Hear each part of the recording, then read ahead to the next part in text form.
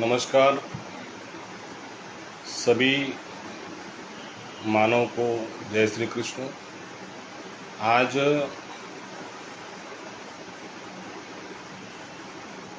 परम पवित्र दिन है।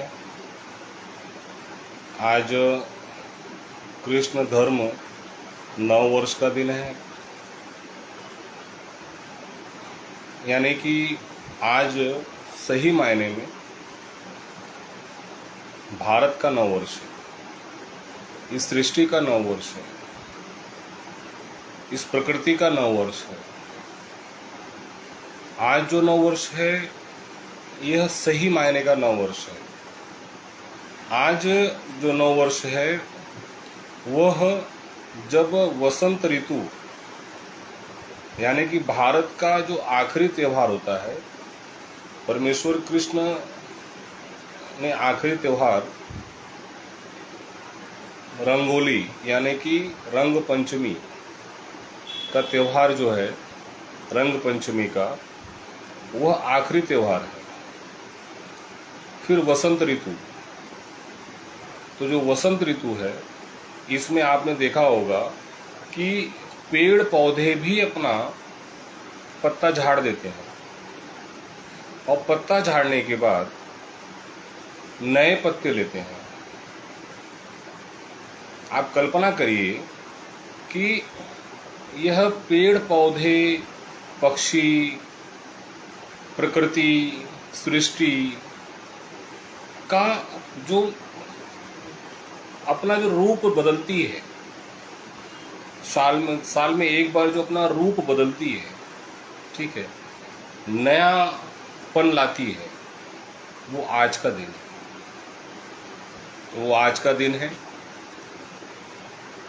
मैं इसे कहूँगा ये कृष्ण धर्म नववर्ष है। कृष्ण यानी कि साक्षात ब्रह्मांड का अंधकार, ब्रह्मांड का प्रकाश, कालिमा, अंधकार में जगत की स्वामी। कृष्ण नाम ही जो है ये ब्रह्म का नाम है। और भगवत गीता उस ब्रह्म जो कृष्ण गोलोकवासी हैं, जिन्होंने सृष्टि बनाई है, माँ यशोदा को जिन्होंने अपने मुख में ब्रह्मांड का दर्शन कराया है, कृष्ण ने ही ब्रह्मांड का दर्शन कराया ना अपनी माँ के मुंह में, माता यशोदा के मुंह में उन्होंने दर्शन कराया। भगवत गीता में या कृष्ण लीला में, भारत में राम लीला नहीं हुई है। प्रभु रामचंद्र का मर्यादा पुरुषोत्तम कहा जाते हैं। इसके पहले जब कृष्ण राम के रूप में आए, क्योंकि वो कहते हैं कि मैं हर युग में आता हूँ, राम को वो बोध नहीं था कि वो संपूर्ण ब्रह्म है, क्योंकि उनकी जो तत्व थे वो 14 तत्व थे, पर कृष्ण 16 तत्व यानी कि संपूर्ण तत्व, एलिमेंट, और 64 कलाएं, 64 आर्ट्स जो होता है वो संपूर्ण ब्रह्म होता है। राम भी ब्रह्म के स्वरूप है, ठीक है, लेकिन उन्हें यह बोध नहीं था कि मैं ब्रह्म हूँ, क्योंकि वो मानव मर्यादा पुरुषोत्तम करके उनका नाम है कि मर्यादित पुरुषोत्तम, मर्यादा सिखाने आए थे। कृष्ण इसके पहले राम बनकर मर्यादा सिखाने आए थे। और वह द्वापर में कृष्ण, देखिए, जब कोई ब्रह्म किसी धरती पे आता है तो वह पवित्र मार्ग अपनाता है, और उस पवित्र मार्ग को जो अपनाता है, ठीक है, वह पवित्र मार्ग, वो जो जाति थी वह यादव जाति है। यानी कि यादव जाति जो है वो इतनी पवित्र है कि उसमें खुद ब्रह्म ने प्रकट लिया।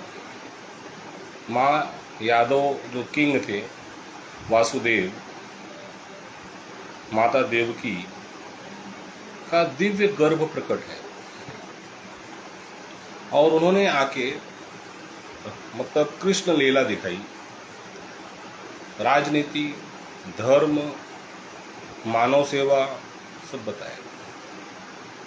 तो आज जो दिन है, ठीक है, वो सृष्टि का जो ऋतुएं हैं, जो पन है, वो आज बदलता है साल में एक बार। इसी दिन को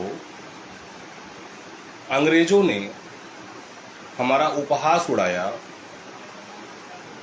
और हमें यह बोध न रहे कि आज का दिन हमारा पवित्र दिन है। उन्हें यह बोध हम पूरे भारत में इस बोध को हटाने के लिए कि भारत के लोग यह जान ही न पाए कि यह जो दिन है 1 अप्रैल, ठीक है, यह पवित्र दिन है इनके लिए।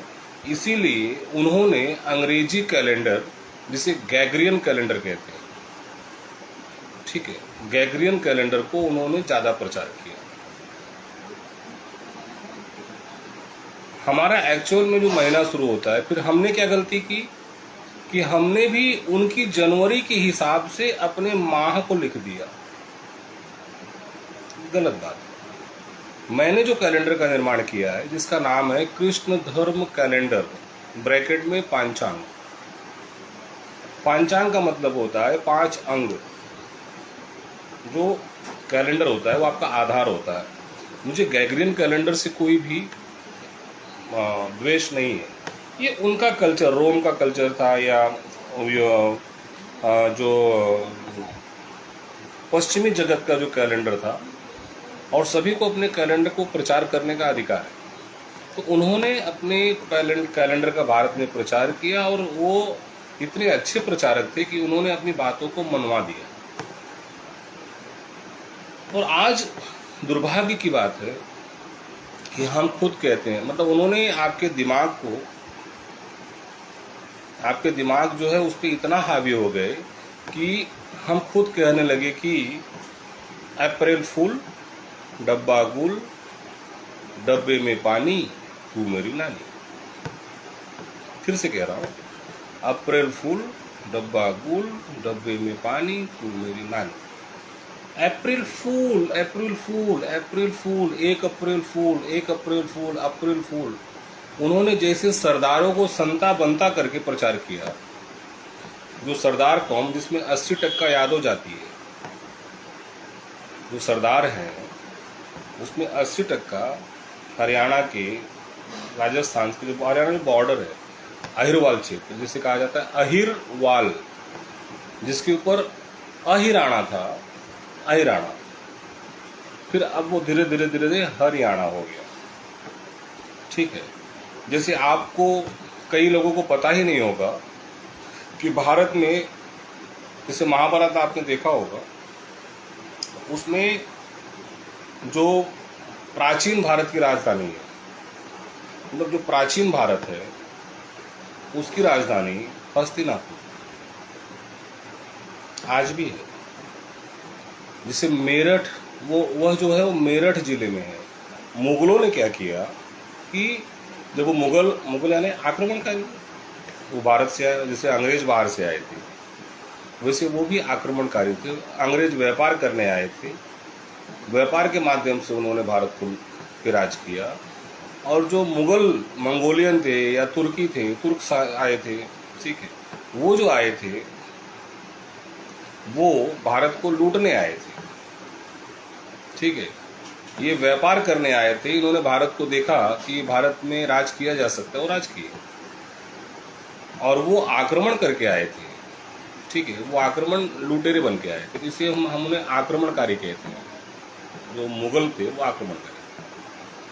फिर आ जाइए कि जिस तरीके से 1 अप्रैल को अंग्रेजों ने यह प्रचार किया कि अप्रैल फूल, अप्रैल फूल, अप्रैल फूल, फूल यानी बेवकूफ़, ठीक है, 1 अप्रैल बेवकूफ़ों का दिन है। तो 2015 में जब मुझे, इसके पहले मुझे ज्ञान था, लेकिन जब मैंने 2016 में भारत के राष्ट्रपति महोदय, तत्कालीन तभी प्रणब मुखर्जी थे शायद थे, जब मैंने कृष्ण धर्म की मांग की कि मेरा जो धर्म है वो कृष्ण धर्म है। अच्छा, कृष्ण धर्म क्यों? क्योंकि भगवत गीता में जिस परमेश्वर को मैं मानता हूँ, उस परमेश्वर ने भगवत गीता में अपनी वाणी, साक्षात ब्रह्मवाणी, दुनिया की ऐसी किसी भी पुस्तक में साक्षात ब्रह्म की वाणी नहीं है, ईश्वर की वाणी नहीं है। सिर्फ भारत के अंदर भी जितने भी हम देवी देवता कहते हैं, ठीक है, उनकी वाणी नहीं है।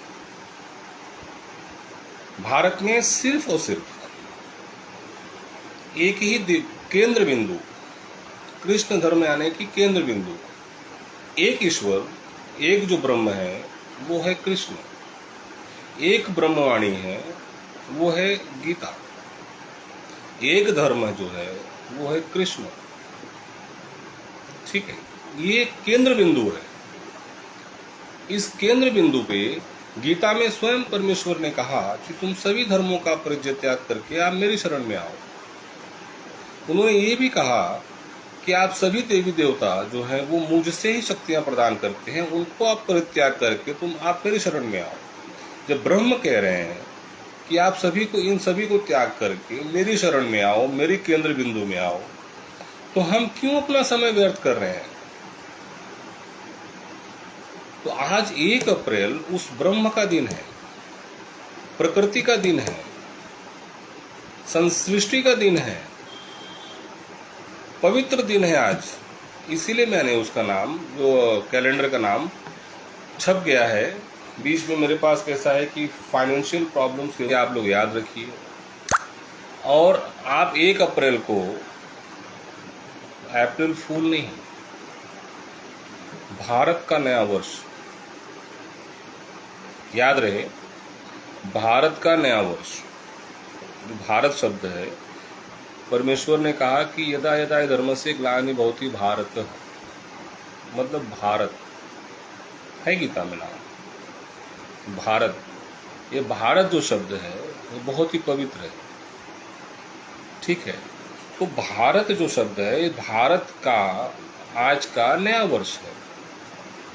भाई ग्रेगोरियन कैलेंडर जो है वह उस कंट्री के हिसाब से नया वर्ष है, क्योंकि वहाँ की जो प्रकृति है, वहाँ की जो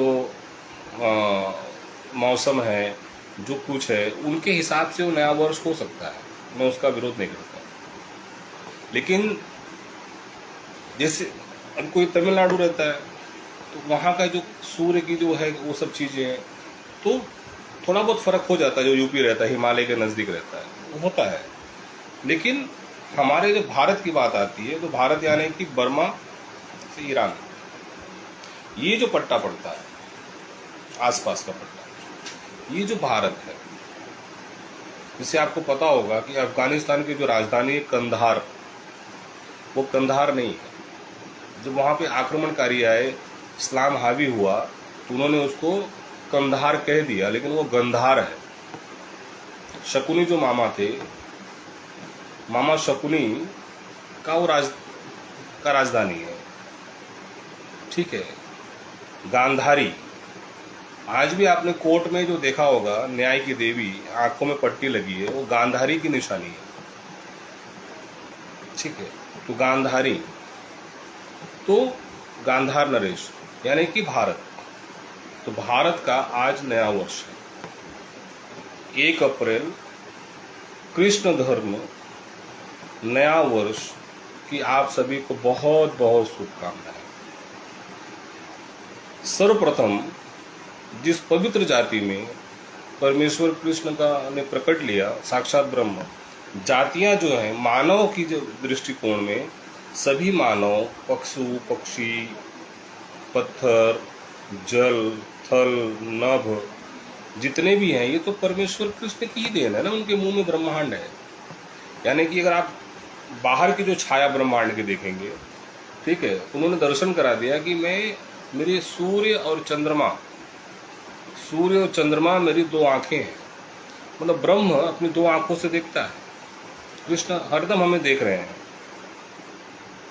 और उनका जो शरीर है वो नीला, यानी कि दिव्य नीला है। आप आकाश की तरफ आप देख लीजिए, आपका जो आकाश का जो कलर है, साक्षात कृष्ण आपको दर्शन देंगे।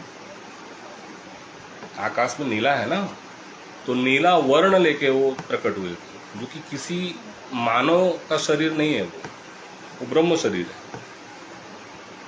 ठीक है, तो ये सब दर्शन आपको मिलेगा गीता में।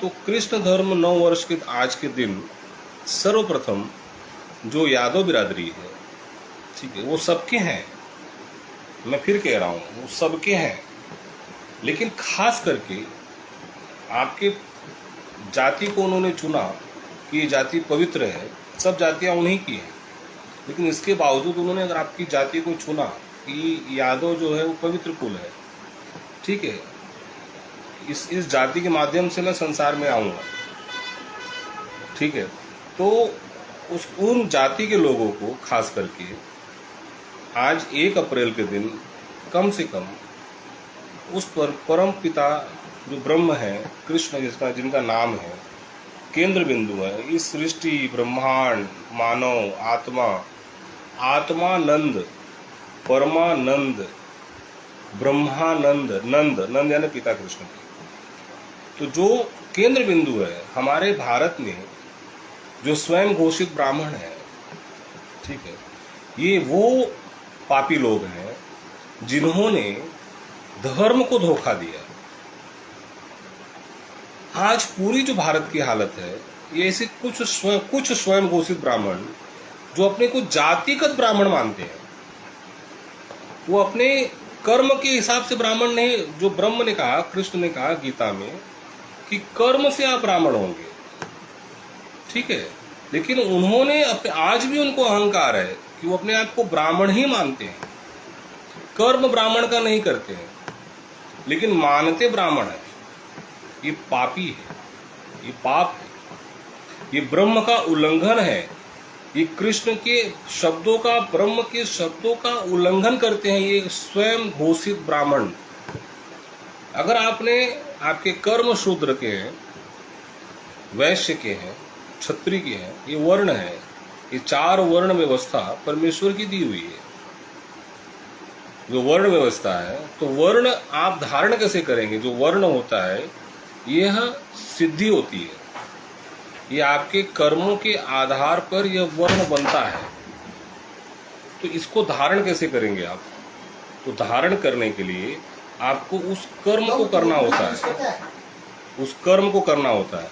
इसीलिए उस जब कर्म को आप करते हैं तो आप उस वर्ण में चले जाते हैं। जैसे किसी ने चोरी की, हत्या की, तो वह शूद्र बन गया, लेकिन किसी ने धर्म का प्रचार किया, गीता का प्रचार किया, वाल्मीकि रामायण का प्रचार किया, ठीक है, वह तुलसीकृत जो रामायण है वो कविता है तुलसी जी की, मैं उसे कविता मानता हूँ, लेकिन शास्त्र वाल्मीकि रामायण, ठीक है, वो संस्कृत में है, गीता जैसे संस्कृत में।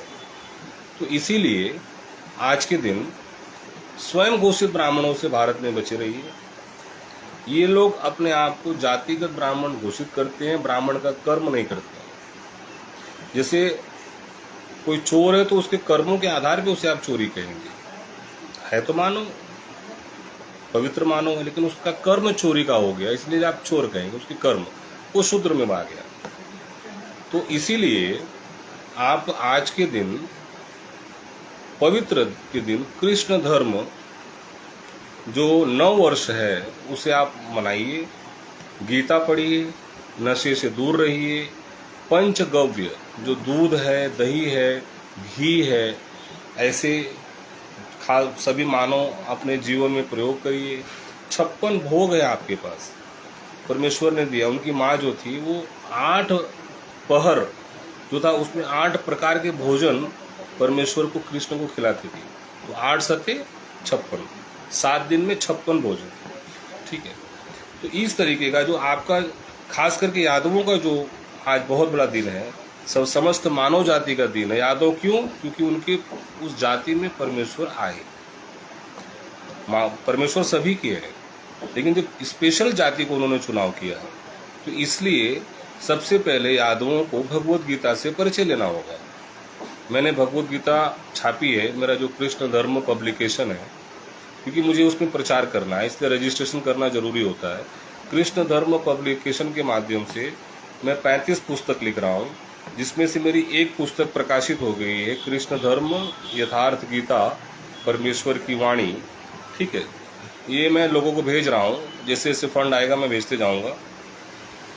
सब सर्वप्रथम आप कहीं से भी किसी भी संस्थान की जो पुस्तक है भगवत गीता, जिसमें 700 श्लोक 18 अध्याय हैं, परमेश्वर की वाणी है, कोई नहीं बदल सकता उसको। खुद ब्रह्म ही जो जिन्होंने वाणी बोल दी है वही बदल सकते हैं, इसके सिवा कोई बदल नहीं सकता।